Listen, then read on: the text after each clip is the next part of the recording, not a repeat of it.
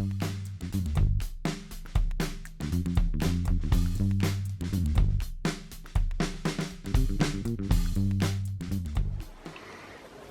everybody, hope you're well. Today I wanted to just talk to you a little bit about a shoe that I think is probably my favourite shoe that I've ever run in, and basically the reason why I've got 3 pairs of them.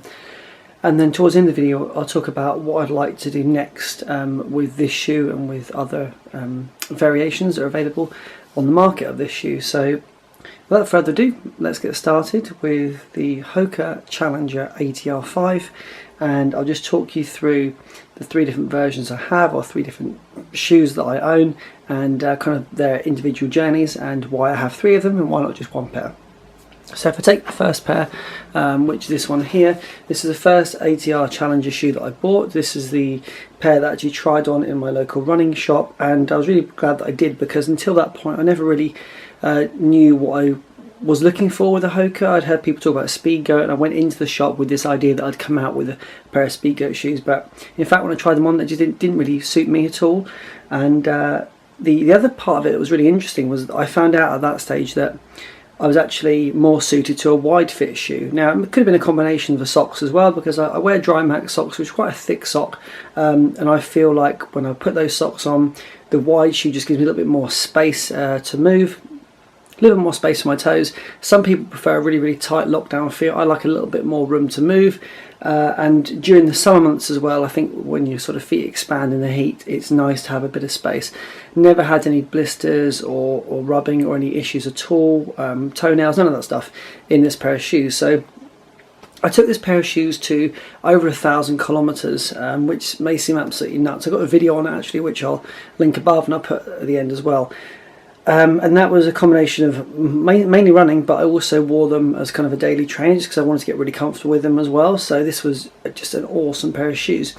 I bought them with the intention of doing my first ultra, which due to COVID was then delayed. So what happened was, got to a stage where I thought I'd put so much mileage into this shoe that it would be unfair to take it forward to the ultra, and I would be buying a second pair of shoes to run the ultra in. So like I say, I still have this actual pair of shoes in the house, and I will occasionally just chuck it on. Normally if I'm going for a walk in the field or something like that, and I just want to get a pair of shoes which I know are going to hold still and keep me steady whilst I'm out and about. So this pair of shoes then got replaced with the second pair, which are still the ATR Challengers, obviously.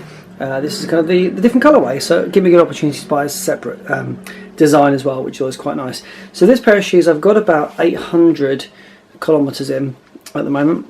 Still looking pretty good, holding up really well. This was a pair of shoes that I bought, obviously, as I just mentioned, to do my ultra in. So I thought it makes perfect sense. I've done a lot of training in this shoe. I want to stick with the shoe because I love it. I feel confident with it.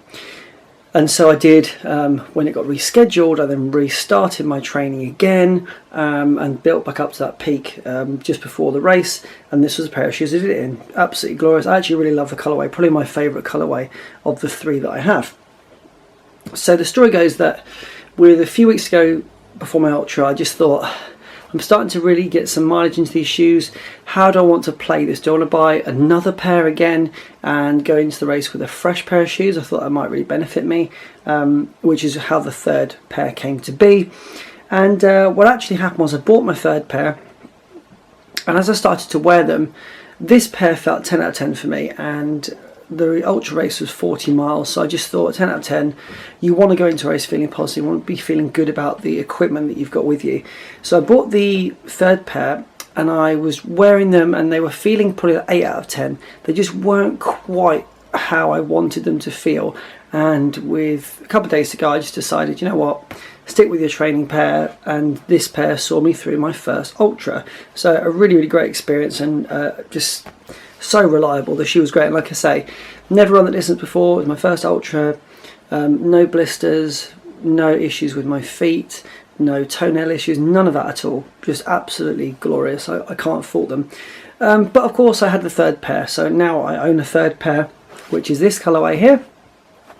And this pair of shoes probably got about 100 kilometres into them as well. So you can see they've got the 3 different Hoka shoes. I absolutely love them. I just can't speak highly enough about them. The great thing about this is the ATR 5s are now considered kind of the old version because the ATR 6s are out. As it stands, I don't have a pair of the ATR 6s, and the main reason why is because with the winter months very quickly approaching, I thought what would be really cool is to get a pair of Gore-Tex versions, because the kind of runs I'm going to be doing are going to be on the trails, and I've got an Ultra next year, which is a 50-mile Ultra, and it just made perfect sense to me that if I'm going to be out in the woods, out in the forest, that I want to have a pair of shoes that are going to actually support me having dry feet. And there's nothing worse than when you're going out on the trails and you're 15-20 minutes in, you step into a puddle by accident and your feet are drenched, and you've got to try and mentally get over that barrier and keep running on. So at the moment I'm looking into either the Gore-Tex for the 5s or actually the 6s. The difference in price is not a huge amount. However, the issue I do face is that neither of those come in a wide. So I'm in conversation with Hoka at the moment, and hopefully by the time this video goes live I might have some more information, but I'm wanting to ask them with the 6, and given that shops are now closed, we've got a second lockdown in the UK, I can't go to try them on. With the 6, do they come in a slightly wider fit as the normal version, the standard version, or do I need to wait until there's a wide available? So haven't committed yet. I'm quite happy to go with the 5 in Gore-Tex, but I know that obviously the 5 I do require a wide, which leaves me with the only option really being the 6. And again, I'd love to try a pair of the 6s on. I could buy a pair of the 6s in the standard fit, but I don't really feel the need to do that just yet.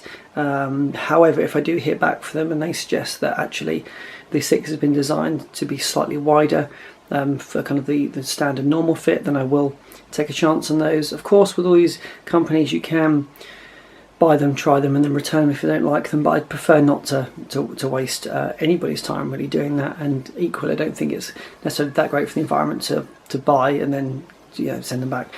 So that's where I'm at the moment, but I just wanted to put this video together to really just to sing the praise of the Hoka ATR Challenger 5. It's just a fantastic pair of shoes, in my opinion, the best shoe I think I've ever run in, and for the money, the amount of mileage I got out of them, they still feel excellent. They feel really, really good, and like I say, even when I've retired them from running, they're still a trainer that I could wear day in, day out, because you don't really need to rely on the sponginess just to be walking around the village, if you like. So yeah, a big shout out to Hoka. They've made a fantastic shoe, and I suppose in some respects I'm a little bit nervous to try the 6, because if the 6 doesn't fulfill what I'd like it to fulfill, having spent some time in the 5, then I might find myself always longing for the other pair.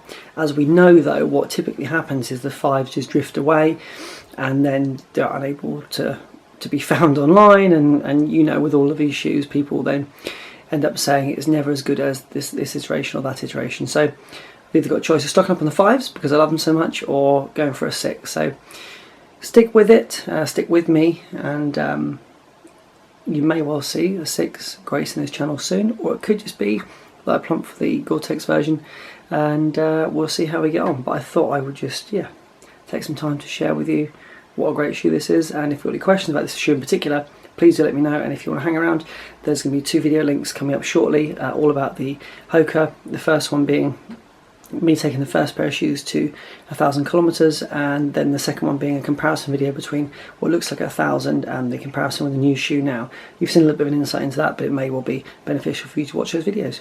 So take care, see you soon, and please let me know in the comments down below if you have run this shoe or plan to in the future.